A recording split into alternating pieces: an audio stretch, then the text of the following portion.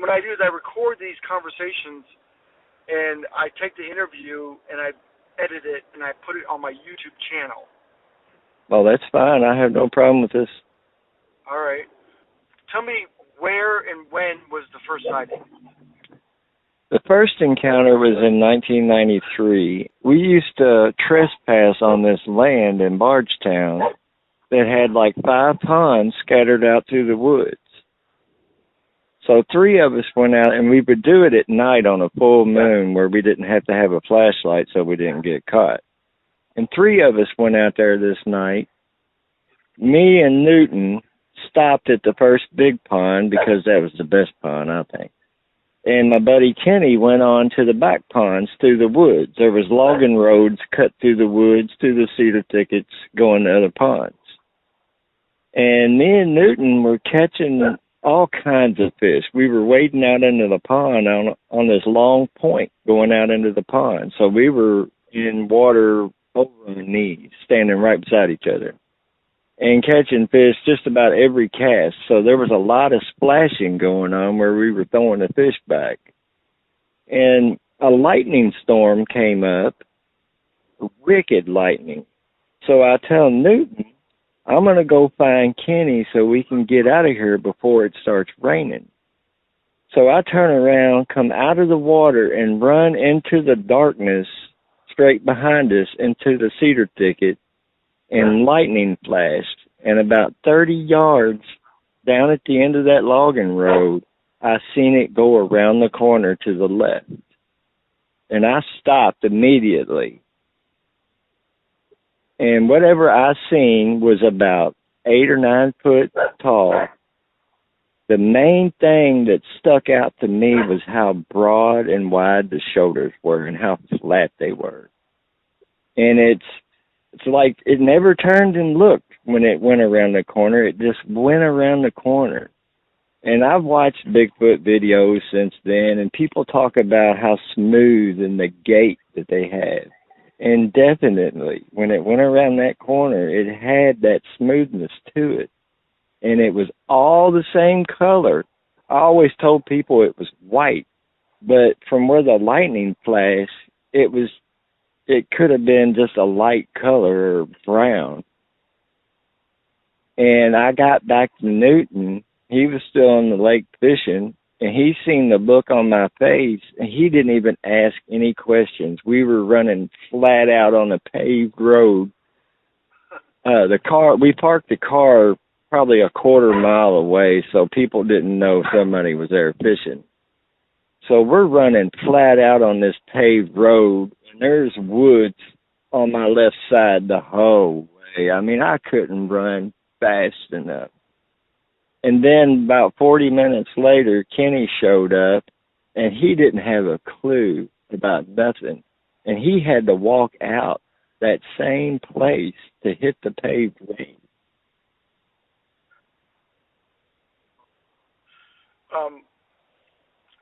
When you saw it, how long was the sighting for?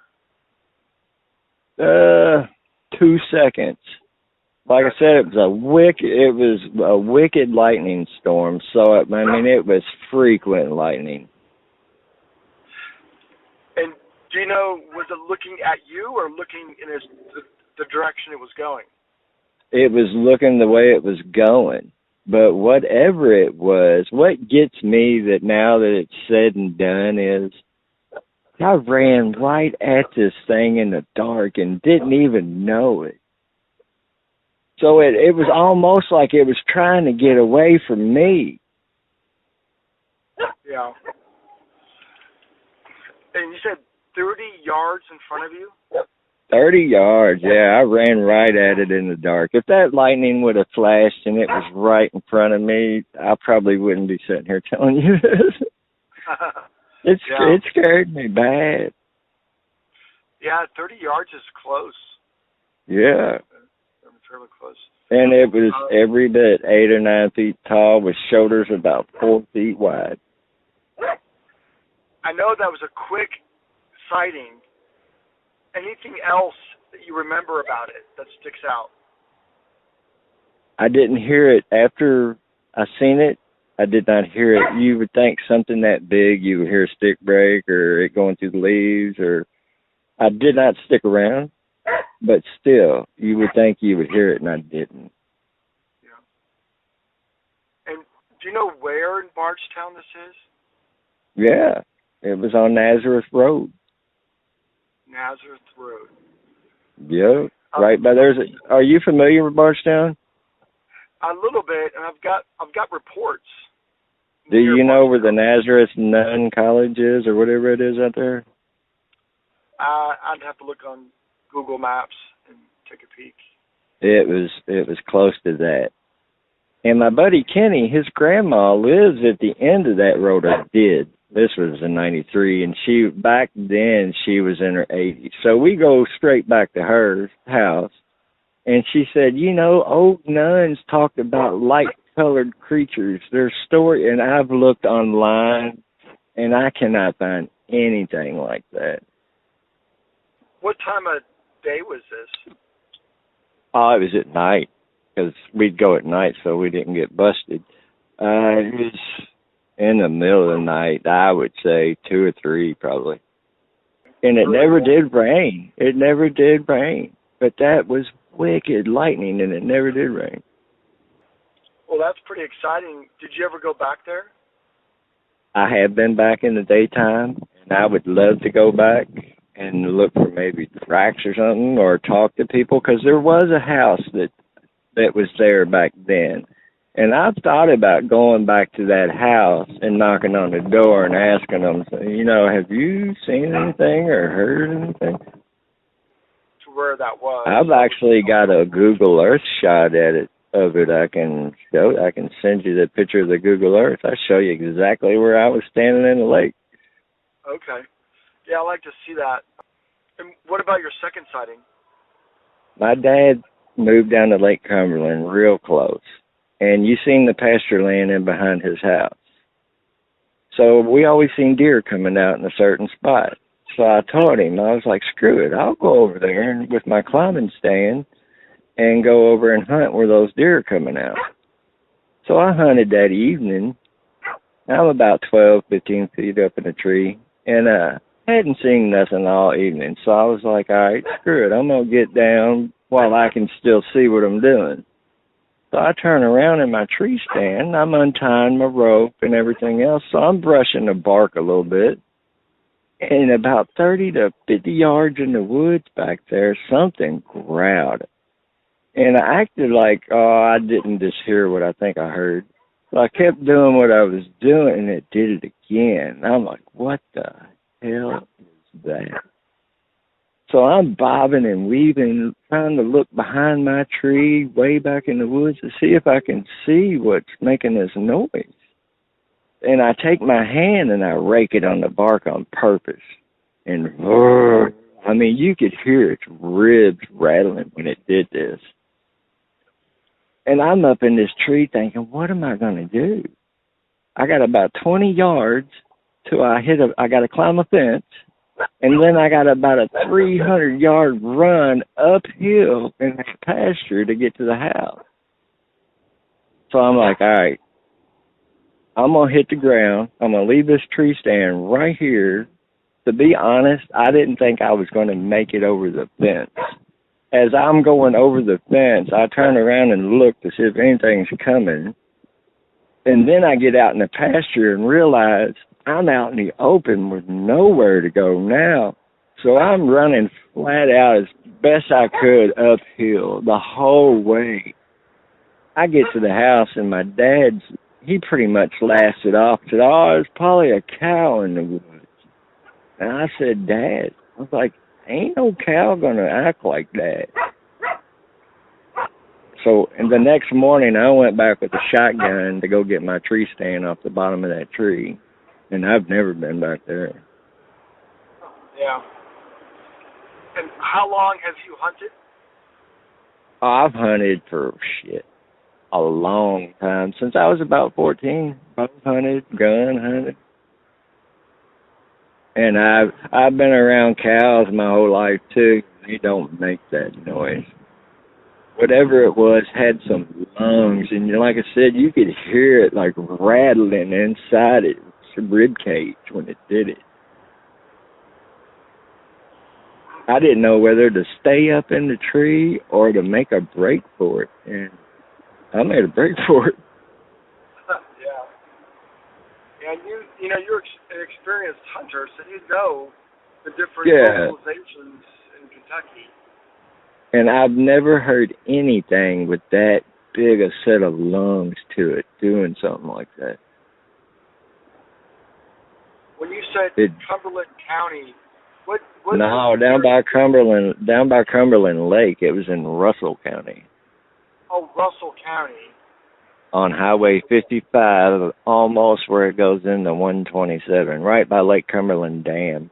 About 5 miles from Lake Cumberland Dam. And what so thousands and thousands of acres across the street. Like 40,000 to be exact. There's a lot of land there. What date and time was that one? That was in about 2013, 2014, and it was in the fall because it was bow season.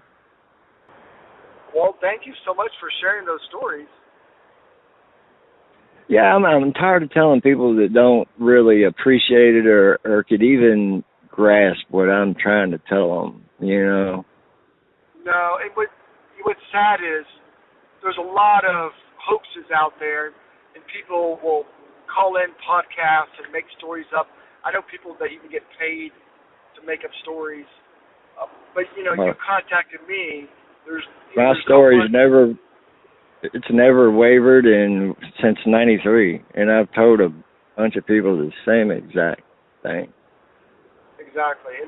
And unless, people don't know the whole circumstances on your background, how you contacted me. Again, you wanted to contact me to share your story because you're a knower and you need, even to this day, more validation, more acceptance of it, because some people are still skeptics, and you know that I am a believer, obviously, from all my research, and you felt comfortable enough to come to me, share your story. I'll put it on the YouTube channel, and people can listen, and what it does, it gives them confidence to come forward, and like I've seen that too. Yeah. And then, hey, I was in that same area. I know that area very well, and I had something happen to me there. And you've seen them hills in that pasture. That's not a hill you want to run for your life up. That hill about killed me that night. I bet. Well, but hey, let me ask you this. What do you know about red football-shaped orbs? Orbs? Orbs, yeah. Maybe watermelon size. We get a lot of reports of orbs in the woods. Yep. Big ones. Orange ones. These are green, red. White. You could almost see through them. My brother lived on a nut orchard in Glendale, Kentucky. It was on the banks of Bacon Creek and Nolan River. And he had pecan trees and English walnuts and Bacon Creek bottom. So we're out doing our thing. We've been out there for a few hours, and I've been seeing these red orbs, all of them 3 foot off the ground. And I could almost predict as we're walking along where the next one would be. Like if there was a deer trail coming into that bottom, boom, there'd be a red orb 3 foot off the ground in that deer trail. We had a brush pile that we made clearing brush out of there. I didn't say anything to my brother yet. I predicted, all right, there's going to be one behind this brush pile. There's one behind the brush pile. I'd made a blind to hunt that creek bottom so I could see all the way down the creek bottom. When I turned around and looked to see if there was one in my blind, boom, there's one in my blind. So we're walking along, and I stopped my brother. There was one about 5 feet in front of me. I stopped my brother. I said, Mark, I said, the whole time we've been out here, I said, I've been seeing red orbs everywhere. I said, I've done seen about 20 of them. And he points in front of me and said, like, that one? How about shit? I said, yes. Now that that's said and done, I wonder what would have happened if I tried touching it. Because they wasn't moving. They were staying right there, but they were all 3 feet off the ground. And I told my brother later, I said, man, I said, they were all in ambush point. He said, I don't know about that. I said, dude, I said, I was calling them out. I said, there was one in my blind that I built. Did you go try to touch one? No, we didn't. But that one was right in front of me, and he said, like, that one? I was like, yeah. Did they ever... He said, I've been seeing them too, but I didn't say anything. How big were they again? Red watermelon shape. In between football and watermelon. And red, and you could see through them. You could see grass and sticks behind them. And did they move or did they vanish? Not at all. They stayed right in place the whole time. Didn't move. Didn't jiggle. Nothing. All 3 feet off. All 3 feet off the ground. Too bad. You know, hindsight's 20/20, but too bad you couldn't go back in time and walk up to them. Oh, you could walk right up to them. Yeah, crazy. But I didn't touch it, no. But I've often wondered what would have happened if I did. Yeah, we get reports of strange lights in the woods. I cannot honestly tell you that they're related to Bigfoot. You know, it could be something else. Now, some people do believe they're related. I would have to see that. I would have to see one, you know, shapeshift or change, transform. Right. But there's really not a lot of evidence. I believe that they're the same. Dude, that area is real big Native American artifacts and stuff. And my brother was like, "Oh, that's some native spirits. They're angry that you're hunting here down here in this creek bottom and blah blah blah." It kind of makes sense because I did kill some shit down in there. Yeah, it could be. You never know. Well, that's exciting. So tell me your full name again. It's Richard Allen Uzil. Okay. And I've lived in Kentucky. I'll be 50 in December. And I've lived in Kentucky my whole life. Okay. And you're outdoorsman since I was, fishing. My dad had me fishing outdoors at 5. And hunting I started about 14. I'll send you a picture of where I was standing in that lake. Okay, perfect. All right, man. Thank you so much. Have a nice night. You too, man. Bye-bye. Bye-bye.